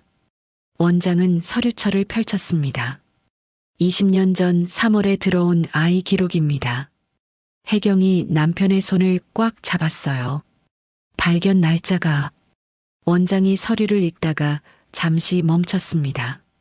그리고 조심스럽게 두 사람을 봤어요. 3월 7일 새벽 5시경입니다. 혜경의 손에서 핸드백이 떨어졌습니다. 3월 7일 석훈의 목소리가 떨렸어요. 그날은 소윤이가 사라진 바로 그 다음 날이었습니다. 맞습니다. 보육원 근처 한 골목에서 저희 직원이 발견했었죠. 당시 아이는 3살쯤으로 추정됐고 심하게 놀란 상태였습니다. 말도 거의 못했고요. 원장은 계속 서류를 읽었습니다. 바로 경찰에 신고했습니다만 원장이 안타까운 표정을 지었어요. 당시 경찰이 실종신고 목록과 대조했는데 옷차림이 완전히 달라서 연결을 못한 거죠. 분홍 원피스를 찾는데 회색 누더기 차림이었으니. 회색 누더기요? 혜경이 떨리는 목소리로 물었습니다. 원장은 잠시 망설이더니 입을 열었어요. 네, 그게 이상했습니다. 발견 당시 아이가 입고 있던 옷이 너무 낡았었죠. 거의 누더기 수준이었어요. 때도 잔뜩 묻어 있었고. 석훈과 혜경은 숨을 죽였습니다.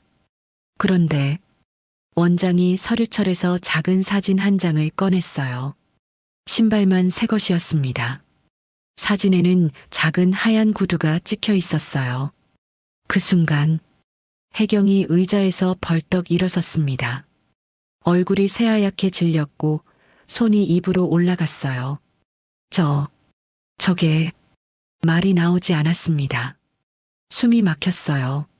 석훈도 사진을 보는 순간 온몸이 얼어붙었습니다. 하얀 구두, 작은 리본이 달린 하얀 구두, 새 신발. 그날 백화점에서 혜경의 입에서 떨리는 목소리가 흘러나왔어요. 소윤이한테 사준. 더 이상 말을 잇지 못하고 주저앉았습니다. 석훈이 황급히 아내를 부축했어요. 원장은 물을 가져다 주며 조심스럽게 말했습니다. 당시 저희도 이상하게 생각했습니다. 왜 옷은 헤어져 있었는데 신발만 멀쩡했는지. 석훈의 머릿속이 빠르게 돌아갔습니다. 유괴범이 인상착의를 바꾸려고 옷은 갈아입혔는데 신발은 미처 생각 못했구나. 석훈은 이를 악물었어요. 그리고 단 하루 만에 버렸어. 복수가 목적이었으니 아이를 키울 생각은 없었던 거야. 경찰 추적을 피해 급하게 도주하면서 소윤이를 그냥 버리고 달아난 거야. 여보. 혜경이 떨리는 손으로 남편의 팔을 잡았어요. 옷을 갈아입힌 거야. 경찰이 못 찾게 일부러. 두 사람의 눈에서 눈물이 흘러내렸습니다. 그래서 우리 소윤이를 못 찾은 거구나. 혜경이 흐느꼈어요. 원장은 잠시 침묵하다가 말을 이었습니다. 아이는 자기 이름도 부모님도 기억하지 못했습니다. 그래서 저희가 새 이름을 지어줬죠. 원장은 서류를 가리켰어요. 이연주. 연꽃처럼 맑고 진주처럼 소중한 아이라는 뜻으로요. 이연주. 석훈은 그 이름을 천천히 되뇌었습니다. 법정에서 불렀던 그 이름. 그 아이는 18살까지 여기서 자랐습니다. 원장이 앨범을 하나 더 꺼냈어요. 퇴소할 때 유일하게 가지고 있던 이 신발을 챙겨줬습니다. 아이가 가진 전부였으니까요. 앨범 속에는 보육원에서 자란 연주의 사진들이 있었어요. 혜경은 사진을 보며 소리 없이 울었습니다. 우리 소윤이가 여기서 이렇게 혼자. 판사님, 사모님. 원장이 조심스럽게 말했습니다. 확실하게 확인하시려면 그 신발을 직접 보셔야 할 것 같습니다. 지금 어디 있나요? 그 아이가. 석훈의 목소리는 떨리고 있었어요. 원장은 두 사람의 절박한 표정을 보며 깊은 한숨을 쉬었습니다. 조심스럽게 접근해 주세요. 그 아이가 놀라지 않게. 원장은 작은 메모지에 주소를 적어 건넸어요. 석훈은 메모지를 받아드는 순간 손이 너무 떨려서 종이가 바닥에 떨어질 뻔했습니다. 서울시 관악구 봉천동. 이 주소. 사건 기록에 적혀있던 피고인 주소와 동일했어요. 맞아. 법정에 선 이연주와 같은 주소. 혜경이 옆에서 남편의 팔을 꽉 잡았어요. 감사합니다. 정말 감사합니다. 두 사람은 떨리는 목소리로 인사했습니다. 보육원을 나서는 두 사람의 발걸음은 후들거렸어요. 차 문을 열고 앉자마자 혜경이 남편의 손을 꼭 잡았어요. 20년 동안 끊겨있던 운명의 실이 지금 다시 이어지려 하고 있었습니다. 석훈은 운전하면서도 계속 아내를 봤어요. 혜경은 창밖을 보며 눈물을 흘리고 있었죠. 괜찮아? 네. 그냥 꿈만 같아서. 혜경은 눈물을 닦으며 작게 웃었어요. 20년 동안 매일 밤 기도했잖아요. 소윤이가 어디선가 건강하게 살고 있기를, 누군가 우리 딸을 사랑해주고 있기를. 그래. 맞아. 근데 이제 정말 만날 수 있다니. 차는 도심을 벗어나 주택가로 들어섰습니다. 좁은 골목길이 나타났어요. 석훈은 메모지의 주소를 확인하며 천천히 운전했습니다. 저 건물이에요. 혜경이 가리킨 곳에 낡은 다세대 주택이 보였어요. 석훈은 차를 세웠습니다. 두 사람은 차에서 내렸어요. 하지만 건물 앞에서 발걸음이 멈췄습니다. 여보, 혜경이 떨리는 목소리로 말했어요. 우리가 지금 올라가면 소윤이 놀라지 않을까요? 석훈도 고개를 끄덕였습니다. 맞아. 갑자기 나타나서 우리가 내 부모야 하면 믿지도 않을 거고. 신발. 혜경이 말했습니다. 신발을 먼저 확인해야 해요. 그게 확실하다면. 그래. 그럼 그때 모든 걸 말하자. 두 사람은 서로의 손을 꽉 잡았어요. 그리고 떨리는 발걸음으로 건물 입구를 향해 걸어갔습니다. 20년 만의 재회가 바로 눈앞에 있었습니다. 건물 입구에 선 두 사람은 한참 동안 움직이지 못했습니다. 석훈은 주머니 속 메모지를 꺼내 다시 한번 확인했어요. 305호, 3층이었습니다. 혜경은 남편의 팔을 꽉 붙잡고 있었죠. 손에서 땀이 흘러옷이 축축해질 정도였어요. 두 사람은 천천히 계단을 오르기 시작했습니다. 한 계단 오를 때마다 심장이 터질 것 같았어요. 2층, 3층, 드디어 복도 끝에 305호 문이 보였습니다. 문 앞에 선 순간 석훈의 손이 떨려서 주머니 속 메모지가 바닥에 떨어졌어요. 혜경이 황급히 주워 남편 손에 쥐어줬습니다. 두 사람의 눈이 마주쳤죠. 말없이 하지만 같은 마음을 나누며 석훈은 떨리는 손가락을 천천히 초인종 쪽으로 가져갔습니다. 손가락 끝이 버튼에 닿는 순간 온몸에 전기가 흐르는 것 같았어요. 띵동. 종소리가 울렸습니다. 두 사람은 숨을 죽였어요. 안에서 발걸음 소리가 들렸습니다. 천천히 조심스럽게 다가오는 소리. 문 너머로 누군가 숨을 죽이고 있는 기척이 느껴졌어요. 누구세요? 작고 경계하는 목소리였습니다. 혜경이 떨리는 목소리로 대답했어요. 저, 연주 씨, 잠깐만 문 좀 열어주실 수 있으세요? 꼭 여쭤볼 게 있어서요. 한참 동안 침묵이 흘렀습니다. 문 뒤에서 망설이는 기척이 느껴졌어요. 그리고 문이 조금씩 열렸습니다. 틈 사이로 연주의 얼굴이 보였습니다. 경계심 가득한 눈빛으로 두 사람을 보던 연주는 순간 눈이 커졌어요. 판사님? 놀란 목소리였습니다. 법정에서 봤던 바로 그 판사. 자신에게 벌금을 선고했던 그분이 왜 여기 계신 걸까요? 연주는 당황해서 한 발짝 뒤로 물러섰습니다.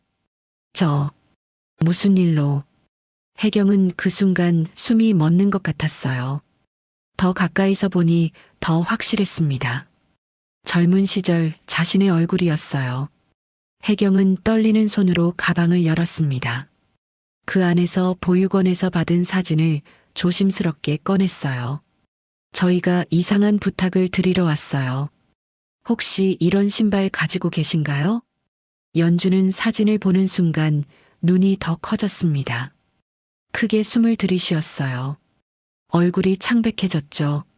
이게 어떻게? 그 반응만으로도 충분했습니다.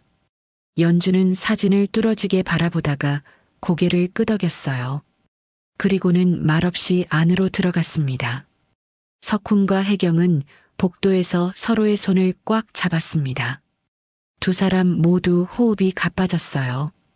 혜경의 눈에서는 이미 눈물이 흐르고 있었죠. 3분쯤 지났을까요?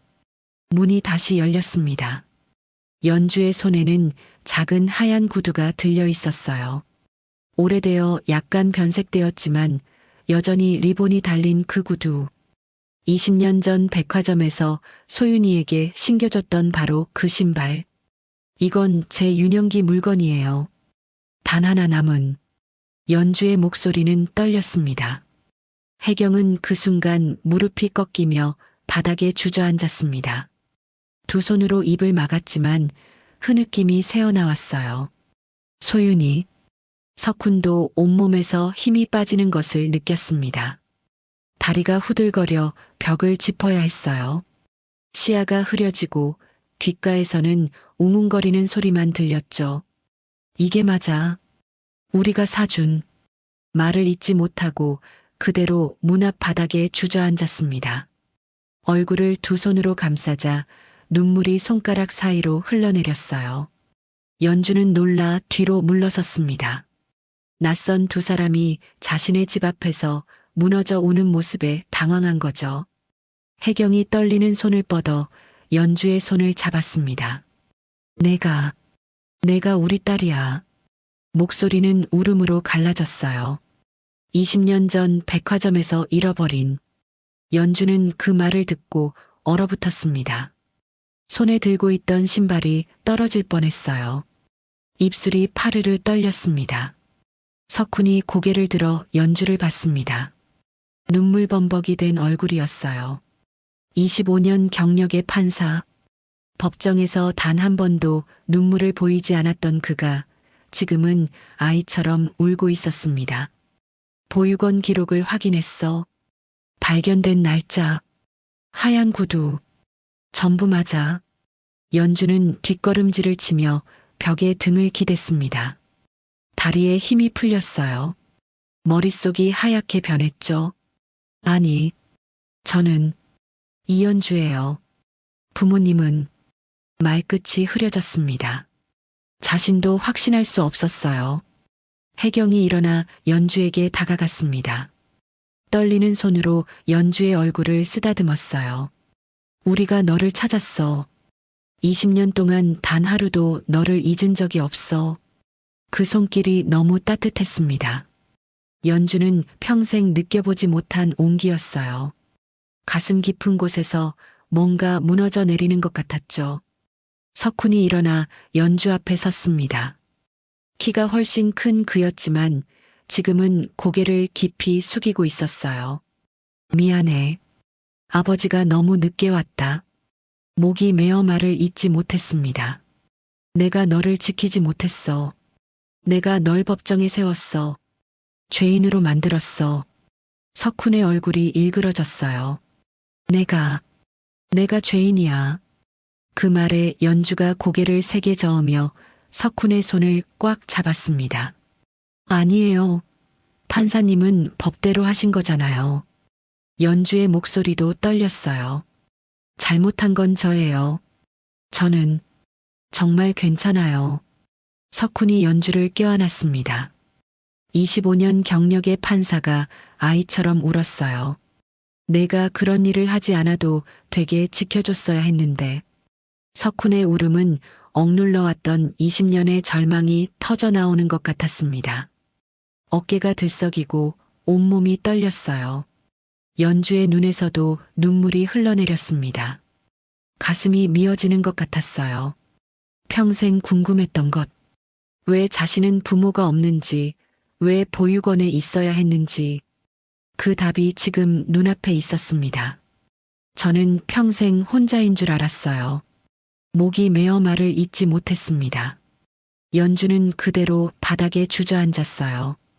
부모님이 저를 버린 줄 알았어요. 왜 저만 혼자인지 항상 궁금했어요.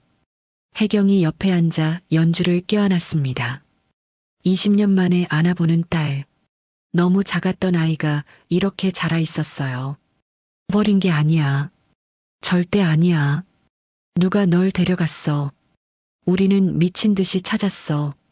석훈도 무릎을 꿇고 앉아 두 사람을 껴안았습니다. 세 사람은 현관 앞에서 서로를 껴안고 울었어요. 지나가던 이웃이 이상한 눈빛으로 쳐다봤지만 아무도 신경 쓰지 않았습니다. 한참 후 안에서 아기 울음소리가 들렸습니다. 연주가 황급히 몸을 일으켰어요. 지후가. 혜경이 연주를 따라 안으로 들어갔습니다. 좁은 원룸, 낡은 가구들. 하지만 깨끗하게 정돈되어 있었어요. 침대에 누워있던 작은 아기가 울고 있었습니다. 혜경은 조심스럽게 다가가 아기를 안아 올렸어요. 8개월 된 작은 아기, 연주를 닮은 얼굴.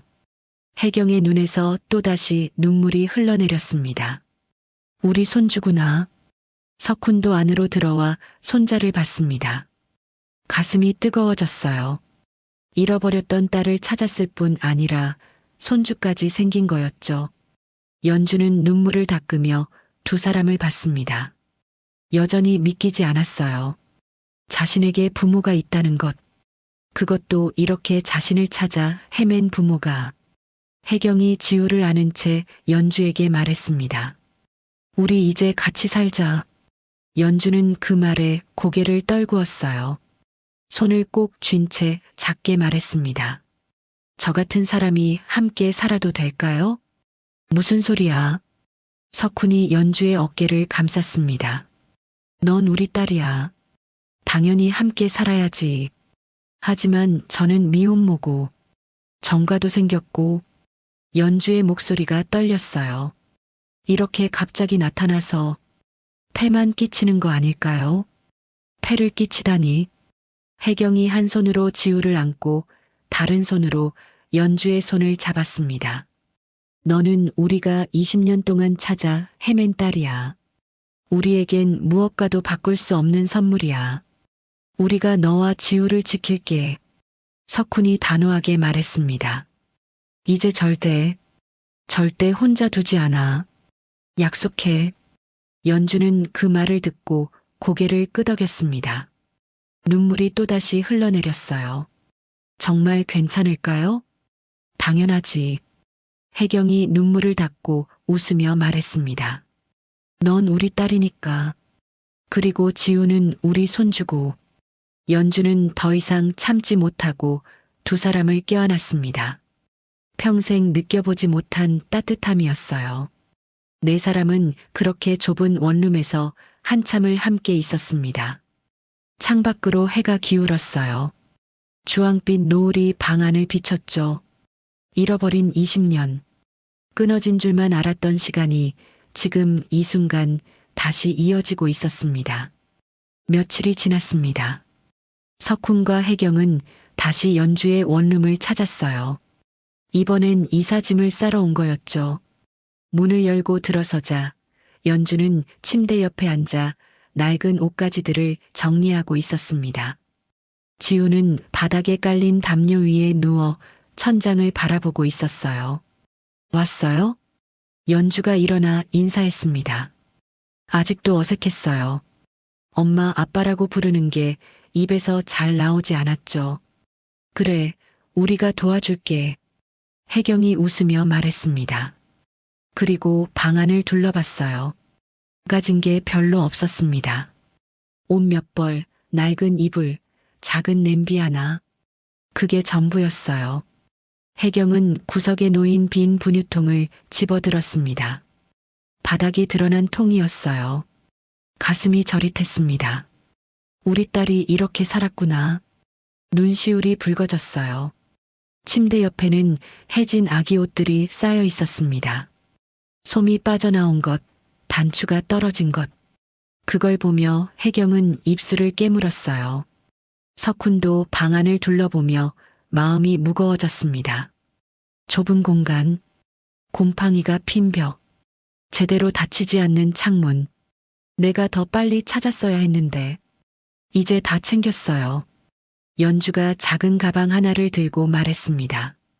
23년 인생의 전부가 그 작은 가방에 담겨 있었어요. 그럼 가볼까?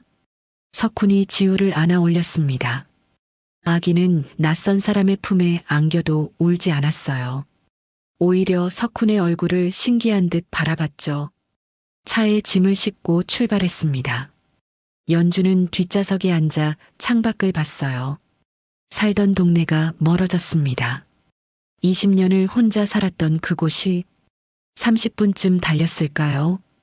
차는 한적한 주택가에 멈췄습니다. 도착했어. 석훈이 시동을 끄며 말했습니다. 연주는 차에서 내려 집을 봤어요. 2층짜리 단독주택이었습니다. 작은 마당에는 나무 한 그루가 서 있었어요. 여기서 살게 되는 거구나. 현관문이 열렸습니다. 석훈이 먼저 들어가며 말했어요. 들어와. 이제 내 집이야. 연주는 조심스럽게 안으로 들어갔습니다. 따뜻한 공기가 얼굴을 감쌌어요. 원룸과는 비교할 수 없을 정도로 넓고 깨끗했죠. 거실, 주방, 그리고 복도 끝에 보이는 방들. 연주는 마치 다른 세상에 온 듯 멍하니 주변을 둘러봤습니다. 이쪽이 내 방이야. 혜경이 복도 끝 방문을 열었어요. 햇살이 가득 들어오는 밝은 방이었습니다. 침대도 있고 책상도 있고 옷장도 있었어요. 그리고 지후 방은 바로 옆이고 옆 방문을 열자 아기 침대와 놀이 매트가 깔려 있었습니다. 벽에는 동물 그림들이 붙어 있었어요. 연주는 그 모습을 보고 눈물이 핑 돌았습니다. 이 모든 게 저희를 위한 거예요? 당연하지. 며칠 전에 급하게 준비했어. 마음에 들어? 혜경이 웃으며 물었습니다. 연주는 고개를 끄덕이며 눈물을 닦았어요. 네. 너무 좋아요. 석훈은 지우를 아기방 매트 위에 내려놓았습니다. 아기는 깨끗하고 부드러운 매트가 신기한지 손으로 두드려 봤어요. 그리고는 까르르 웃었습니다. 석훈은 그 웃음소리를 들으며 가슴이 뜨거워졌어요. 처음으로 느껴보는 감정이었습니다. 할아버지라는 감정. 눈시울이 붉어졌어요. 배고프지? 밥 먹자. 혜경이 주방으로 가며 말했습니다. 이미 준비해둔 음식들이 있었어요. 따뜻한 국, 밥, 반찬들. 식탁에 음식을 차려놓자 김이 모락모락 올라왔습니다. 연주는 그 모습을 보며 침을 삼켰어요. 앉아. 많이 먹어. 세 사람이 식탁에 앉았습니다. 혜경이 연주 그릇에 밥을 담아주고 국을 떠서 앞에 놓았어요. 이제 이런 건 매일 먹을 수 있어. 연주는 숟가락을 들어 국을 한 모금 마셨습니다. 따뜻한 국물이 목을 타고 내려갔어요. 이 맛. 연주의 눈에서 눈물이 흘러내렸습니다. 태어나서 처음 먹어보는 느낌이에요. 그 말에 혜경의 가슴이 찢어지는 것 같았어요. 석훈도 숟가락을 내려놓았습니다. 미안해. 정말 미안해. 아니에요. 연주가 고개를 저으며 웃었습니다. 이제 이렇게 먹을 수 있잖아요. 행복해요. 세 사람은 조용히 밥을 먹었습니다. 말은 많지 않았지만 마음은 통하고 있었어요. 며칠이 또 지났습니다. 지우의 얼굴에 생기가 돌기 시작했어요. 원룸에서는 맨날 축 늘어져 있던 아기가 이제는 까르르 웃으며 놀았죠. 석훈과 혜경은 백화점에서 장난감을 잔뜩 사왔습니다. 딸랑이, 인형, 블록. 이건 우리 손주 첫 장난감이야. 석훈이 웃으며 말했습니다. 지우 앞에 장난감을 흔들어주자 아기는 손을 뻗어 잡으려 했어요. 까르르. 아기의 웃음소리가 집안을 가득 채웠습니다. 연주는 그 모습을 보며 조용히 웃었어요. 혼란스러웠습니다. 이 모든 게 꿈만 같았거든요. 평생 혼자였던 자신에게 갑자기 부모가 생기고 이렇게 따뜻한 집에 살게 되다니. 하지만 동시에 행복했어요. 처음 느껴보는 행복이었죠. 밤이 되면 혜경과 연주는 거실 소파에 나란히 앉아 이야기를 나눴습니다. 소윤이는, 아니, 연주는 어렸을 때 어땠어? 혜경이 물었습니다. 잘 기억은 안 나요. 그냥 보육원에서 자랐어요. 친구들이랑 싸우기도 하고 선생님한테 혼나기도 하고 많이 외로웠겠다. 네, 많이 외로웠어요. 명절 때 다른 친구들은 가족이 데리러 왔는데 저는 혼자 남아 있었거든요. 혜경의 눈에서 눈물이 흘렀어요. 미안해. 엄마가 정말 미안해. 아니에요. 연주가 혜경의 손을 잡았습니다. 이제 가족이 있잖아요. 그걸로 충분해요. 두 사람은 서로를 껴안고 한참을 울었습니다. 또 며칠이 지났습니다. 석훈은 법원에서도 변했어요. 예전처럼 냉정하게만 판결하지 않았습니다. 피고인들을 더 따뜻한 눈으로 바라봤죠. 생계형 범죄로 들어온 젊은 엄마를 볼 때마다 연주의 얼굴이 떠올랐어요. 이 사람도 어쩔 수 없었겠지. 석훈은 최대한 선처하려 애썼습니다. 어느 날 저녁, 가족 넷이 식탁에 둘러앉았습니다. 혜경이 차려준 저녁 식사. 따뜻한 국물 냄새가 집안을 채웠어요. 지우는 아기 의자에 앉아 손으로 밥을 집어 먹으려 했습니다. 얼굴에 밥풀이 묻었지만 모두가 웃으며 지켜봤어요. 까르르. 아기가 판사 부부를 보며 웃었습니다. 그리고는 작은 손을 뻗어 석훈의 손을 잡았어요. 석훈은 그 작은 손을 보며 눈시울이 붉어졌습니다. 지난 20년의 상처가 조금씩 치유되는 것 같았어요. 혜경도 마찬가지였습니다. 손주의 웃음소리를 들을 때마다 가슴 한쪽이 따뜻해졌죠. 연주는 식탁을 바라봤습니다. 엄마, 아빠, 그리고 아들. 이 평범한 풍경이 자신에게는 기적 같았어요. 정말 이런 날이 올 거라고 생각 못했어요. 연주가 조용히 말했습니다. 혜경이 연주의 손을 잡았어요. 이제부터가 시작이야. 우리 함께 행복하게 살자. 석훈도 고개를 끄덕이며 두 사람을 봤습니다. 마음속으로 다짐했어요. 우리 가족은 이제 내가 반드시 지킨다. 식탁 위에는 세 사람의 손이 겹쳐져 있었습니다. 할머니, 엄마, 그리고 아기. 세대가 이어진 손길이었죠. 창밖으로 달빛이 들어왔습니다. 고요한 밤, 따뜻한 집, 그리고 함께 있는 가족. 20년. 끊어졌던 시간이 지금 이 순간 조용히 완벽하게 이어졌습니다. 석훈은 딸과 손주를 바라보며 작게 웃었어요. 혜경도 행복한 표정으로 두 사람을 바라봤죠. 연주는 처음으로 집이라는 단어의 의미를 알게 되었습니다. 집은 건물이 아니었어요. 가족이 함께 있는 곳이었죠. 그날 밤 연주는 23년 인생에서 가장 편안한 잠을 잤습니다. 이제 더 이상 혼자가 아니었으니까요. 오늘의 이야기가 당신의 마음에 작은 울림을 드렸다면 앞으로도 당신의 나날에 잔잔한 위로가 될 이야기들로 찾아뵐 수 있도록 구독과 좋아요를 눌러주세요. 그리고 사연의 주인공을 위한 따뜻한 말씀도 댓글로 부탁드립니다. 당신의 오늘을 늘 응원합니다. 인생 나날이었습니다.